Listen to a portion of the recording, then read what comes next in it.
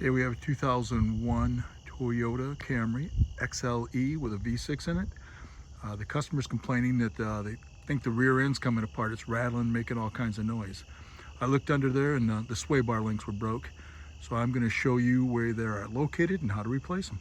As we mentioned, the car has a rattle in the back end. We're trying to find out what it is. These are the sway bar links, which hook to your sway bar that runs the length of the car, which stabilizes the car in cornering. You grab this right here and it doesn't seem to be moving, even though this car's got 177.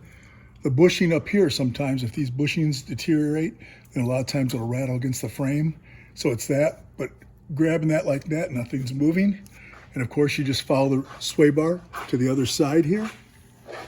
Right there it is. And then you check out this bushing and it looks just as good as the other side, and there doesn't seem to be any play when I'm moving it. And we go over here and oh, see, got a little noise right there. And you wouldn't believe how noisy that is when you're going down the road. These parts are about $15 and we'll show you how to replace them. It only has these two right here, which are 17s. It might be easier to take the tire off. We're gonna try to do it without doing that first, just to save a step. You can lube it up beforehand, and this one's really easy. And we'll try to do the same on the top and just pop it off.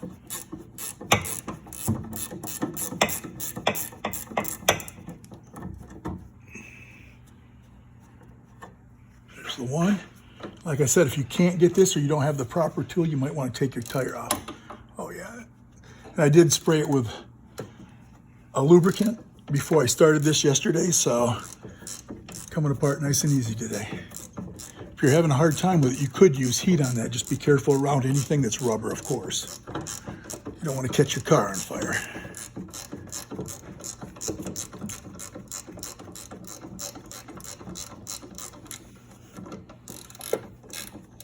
Just a nice little flex head gear wrench. Makes it easier to get in areas a little tighter. Okay, that's the two. That's that one. And that's the one that was making the noise right there. This is the part we bought. Like I mentioned, it's like $15. It's fairly reasonable. Some of them have a Zerk fitting, which from the factory they do not, which means it would actually have a grease fitting on the back so you could grease them up. But these don't have it, which the factory didn't either. So we're gonna just install that, tighten her up. Okay, I like to start the bottom one first. Put a nut on it.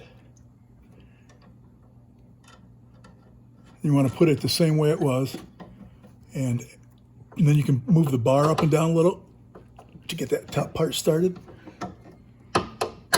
Just like that. And get that started. And then just tighten it up. Since this bottom one's easy to get at, I'm going to use my air tools or my electric impact.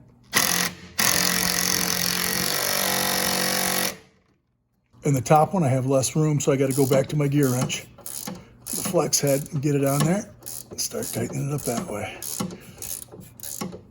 And sometimes if it wants to pivot, it just spins. So what you got to put is a little vice grip back there, and get it started. Otherwise, you're just going to sit there and spin and not get anywhere. And once it starts to get tight, you'll be all right. The impact, it just does it so fast that it just takes it right down. When you go slower like that, sometimes it likes to spin.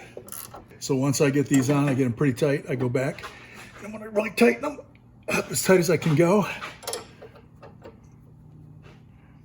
Okay, and then the procedure is gonna be exactly the same for the other one. And that's all it takes to redo the rear sway bar links on a 2001 Toyota Camry.